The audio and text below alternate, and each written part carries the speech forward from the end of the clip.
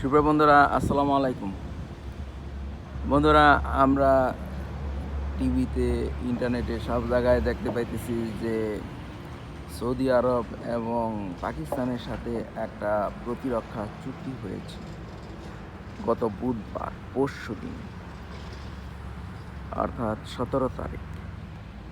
এই চুক্তির ফলে পাকিস্তান এর উপর যদি কোনো বিদেশি দেশ আক্রমণ করে, তাহলে এটা গণ্য হবে যে সৌদি আরবের উপর আক্রমণটা হয়েছে। আবার তখনই সৌদি আরব সর্বাত্মক সহযোগিতা করবে পাকিস্তানকে প্রতিরক্ষার জন্য। অপরদিকে যদি সৌদি আরবের উপর কোনো বিদেশি শক্তি আক্রমণ চালায়, তাহলে এটা ধরে নেওয়া হবে যে পাকিস্তানের উপর আক্রমণটা হয়েছে। তখন পাকিস্তান সর্বাত্মক প্রতিরক্ষা চুক্তি ব্যবহার করবে ওই বিদেশি আক্রমণকারী দেশের উপর।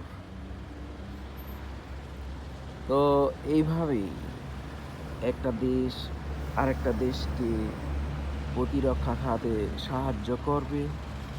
এটা ভালো একটা চুক্তি হয়েছে। আমরা জানি যে ভারত এবং ইহুদিদের সাথেও এরকম একটা চুক্তি হয়েছে, যার ফলে ভারতের ভিতরে হায় হায় হুদিরা সব কিছুই বানাইতেছে।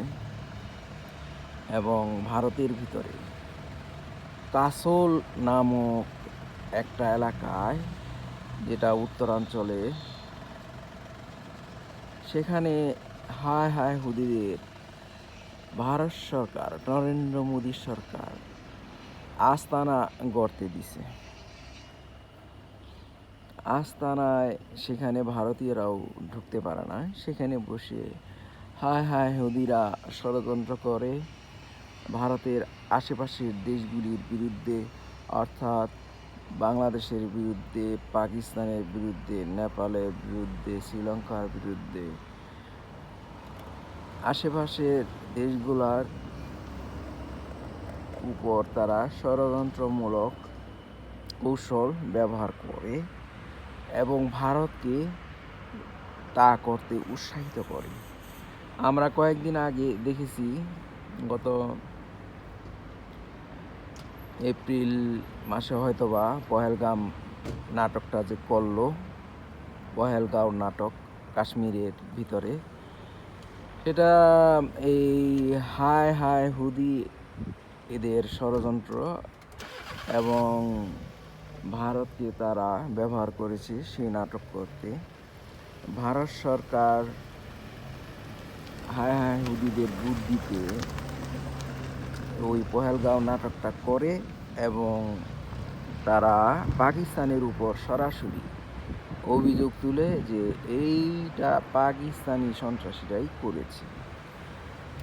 আর সরাসরি তারা পাকিস্তানের উপর হামলা শুরু করে দেয়। তখন কি হইল? এই হায় হায় হুদিরা কিন্তু তখন সেই হামলায় ভারতের হয়ে, ভারতের ভিতরে থেকে পাকিস্তানের উপর হামলা করেছে। পাকিস্তান তখন নিজেদের প্রতিরক্ষার জন্য কিছুদিন পরে ভারতের উপর হামলা করে ভারতের বিষ মজায়া দেয়, ভারতের প্রতিরক্ষার বড় ধরনের ক্ষতি করে।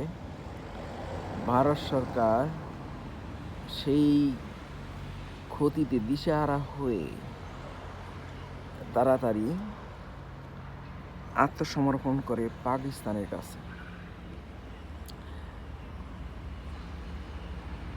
এখন কথা হলো যে তোমরা ভারতীয়রা যদি হায় হায় হুদিদের সাথে বসে, ভারতের ভিতরে বসে তোমরা ষড়যন্ত্র করো, বাংলাদেশ, পাকিস্তান, শ্রীলঙ্কা, নেপাল অন্যান্য দেশগুলির বিরুদ্ধে, তাহলে পাকিস্তান কেন পারবে না তাদের প্রতিরক্ষার জন্য সৌদি আরবের সহযোগিতা নিতে? পাকিস্তান তো প্রতিরক্ষার জন্যই সৌদি আরবের সাথে চুক্তিটা করেছে। সৌদি আরব প্রতিরক্ষা খাতে যত ধরনের আর্থিক সাহায্য লাগবে পাকিস্তানকে দিবে। এখন কথা হলো, ভারত যেই অপরাধটা আগেই করে ফেলেছে সেটার একটা ফলাফল হইল এই সৌদি আরব এবং পাকিস্তানের একে অপর দেশকে প্রতিরক্ষা চুক্তি। এখানে ভারতেরই দোষ। আমরা জানি যে মধ্যপ্রাচ্যে ফিলিস্তিনের ভিতরে ভারত সৈন্য পাঠাইছে হুদিদের সাহায্য করার জন্য। এটা তাদের প্রতিরক্ষা চুক্তিরই একটা কার্যকর রূপ। এখন কথা হলো যে ভারতের এই সমস্ত আকাম কুকাম ঠেকানোর জন্যই সৌদি আরব পাকিস্তানকে সহযোগিতা করবে, পাকিস্তান সৌদি আরবকে সহযোগিতা করবে। আর একটা জিনিস হলো যে ট্রাম্প চাচা কিন্তু ফোন করছে নরেন্দ্র মোদী সাহেবরে। ভারতের রিপাবলিক চ্যানেলে দেখলাম এরকম একটা এখন নরেন্দ্র মোদীরে সে হয়তোবা সাহায্য সহযোগিতা করবে। তো এখন হয়তোবা যুক্তরাষ্ট্র ভারতকে নিয়ে অন্যরকম ভাবতে শুরু করবে। বাংলাদেশেরও উচিত এরকম প্রতিরক্ষা চুক্তি করা, কারণ বাংলাদেশ তো দখল করে নিয়ে গেছিল হাসিনারে ব্যবহার করে, আওয়ামী লীগারদের ব্যবহার করে। তো বাংলাদেশের ছাত্রছাত্রীরা যদি নিজেদের প্রাণ না দিত তাহলে এই নতুন স্বাধীনতা, ভারত থেকে মুক্তির স্বাধীনতা, আওয়ামী লীগারদের থেকে মুক্তির স্বাধীনতা আমরা পেতাম না। গত 16টি বছর ভারতীয়রা বাংলাদেশের ভিতরে ঢুকে বাংলাদেশের বিরোধী দলীয় নেতাদেরকে ডিটেনশনে নিয়ে নির্যাতন করেছে। এটা তো বাস্তব প্রমাণ। ভারত এখানে বাংলাদেশের স্বাধীনতা সার্বভৌমত্বকে অগ্রাহ্য করেছে। ভারতীয়রা কোনোভাবেই পারে না একটি স্বাধীন সার্বভৌম বাংলাদেশের ভিতরে ঢুকে এভাবে বিরোধী দলীয় নেতাদেরকে ডিটেনশনে নিয়ে নির্যাতন করতে।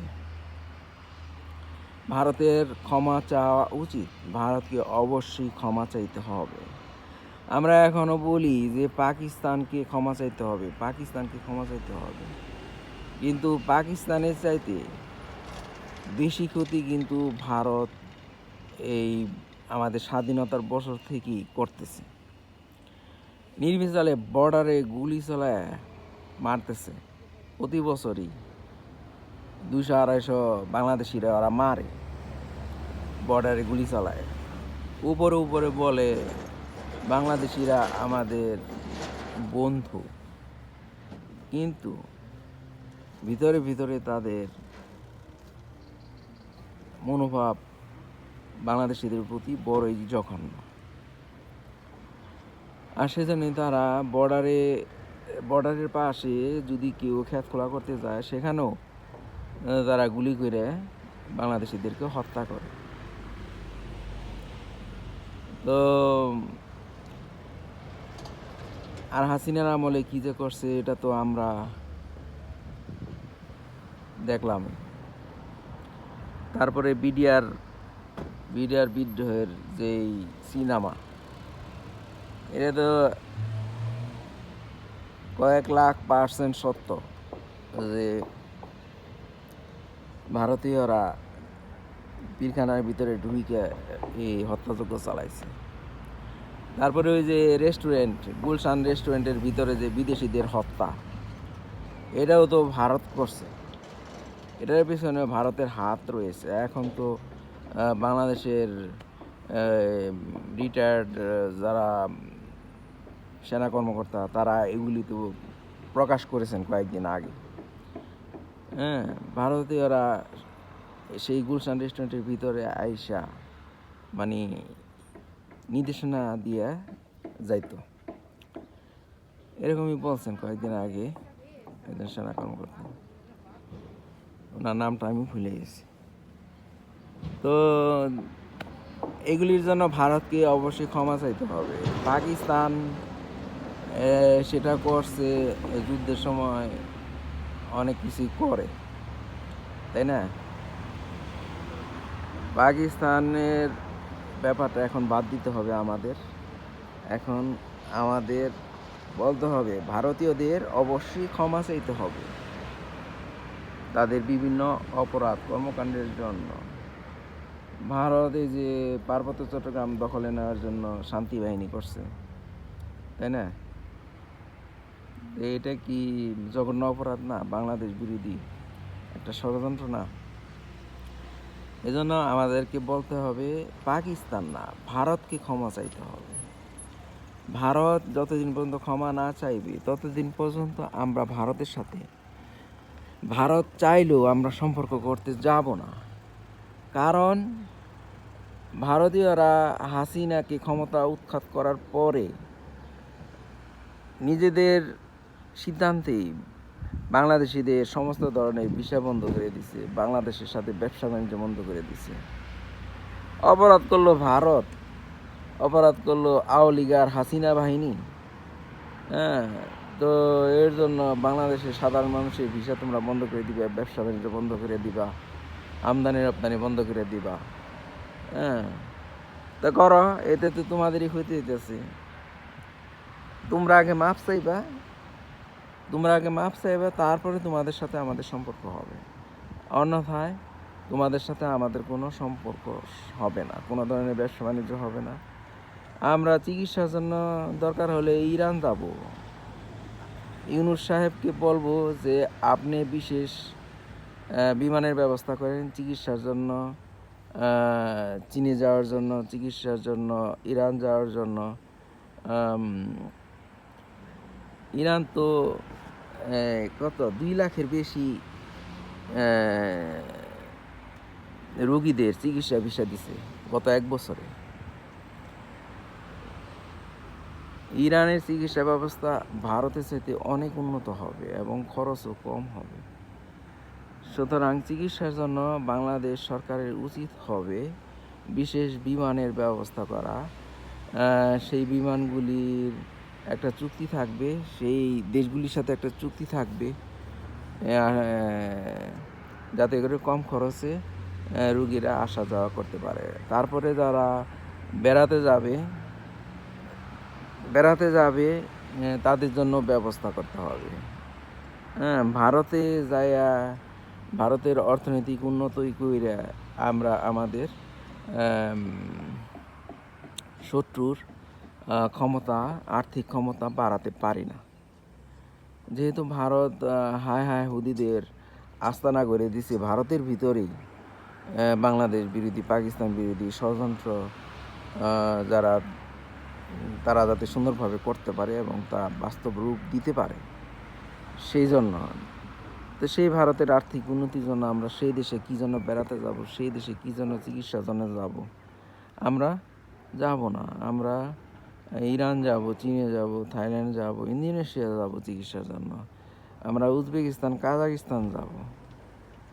কাজাকিস্তান খুবই উন্নত একটা দেশ, 27 লাখ বর্গকিলোমিটার। ভারতের থেকে মাত্র 5 লাখ বর্গ কিলোমিটারের এর ছোট। প্রায় ইরানের প্রায় ডাবল।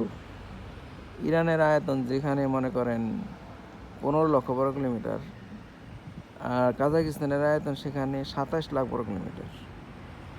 তো চিন্তা করেন, দুইটাই ইরানের সমান, আর প্রায় ভারতের সমান আয়তনের দেশ। 5 লাখ বর্গ কিলোমিটার কম অবশ্য কাজাকিস্তানের আয়তন ভারতের তুলনায়। তো যাই হোক, আমরা বিভিন্ন দেশের সাথে যে যোগাযোগ করতে পারি, যাতে করে আমাদের পর্যটকরা, আমাদের চিকিৎসকরা সহজেই ভ্রমণে যাইতে পারেন। অন্তর্বর্তীকালীন সরকারের এ ব্যাপারে নজর দেওয়া উচিত এবং আমাদের প্রতিরক্ষা চুক্তি করতে হবে। আর বাংলাদেশের ভিতরে কোনো ঘাঁটিমাটি করতে দেওয়া ঠিক হবে না, সেটা যে দেশেরই হোক। বাংলাদেশের ভিতরে যদি কোনো দেশ ঘাঁটি করে, তাহলে দেখা যাবে যে ভারত বাংলাদেশের ভিতরে যে সমস্ত তাদের অনুগত বাহিনী আছে তাদেরকে মাল দেবে বাংলাদেশের ভিতরে হামলা চালানোর জন্য। তারপরে দেখা যাবে চীনে মাল দিব তাদের অনুগত বাহিনী যারা আছে বাংলাদেশের ভিতরে। তারপরে দেখা যাবে যে বার্মা মাল দিবে বাংলাদেশের ভিতরে, বার্মার যে সমস্ত অনুগত বাহিনী আছে তাদেরকে বাংলাদেশের ভিতরে হামলা করার জন্য। এইভাবে বাংলাদেশ কিভাবে, মানে 3 দেশের অনুগত বাহিনী দিয়া বাংলাদেশ একটা ধ্বংসযজ্ঞে পরিণত হবে। যেমনটি ফিলিস্তিনের মানুষরা ধ্বংসযজ্ঞে আছে, সেরকমই ধ্বংসযজ্ঞে পরিণত হবে বাংলাদেশের ভিতরে যদি কোনো দেশকে ঘাঁটিমাটি করতে দেওয়া হয়। আমরা প্রতিরক্ষা চুক্তি করব, যেমন সৌদি আরব করছে। আমরা প্রতিরক্ষা চুক্তি করব, আর ভারতের নরেন্দ্র মোদীকে কাঁদাবো, ভারতের বিজেপি ওয়ালাদেরকে কাঁদাবো, ভারতের RSS বাহিনীকে কাঁদাবো, ভারতের ভিতরে যে হায় হায় হুদি বাহিনীর আস্তানা গড়ছে কাসলে, আমরা তাদেরকে কাঁদাবো। বিজয় বাংলাদেশ, বাংলাদেশের স্বাধীনতা সার্বভৌমত্ব টিকে থাকুক, এই প্রত্যাশায় সবাই ভালো থাকুন। আল্লাহ হাফেজ। আসসালামু আলাইকুম ওয়া রাহমাতুল্লাহি ওয়া বারাকাতুহু।